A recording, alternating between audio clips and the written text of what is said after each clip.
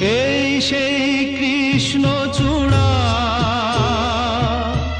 যার তলে দাঁড়িয়ে চোখে চোখ হাতে হাত কথা যেত হারিয়ে।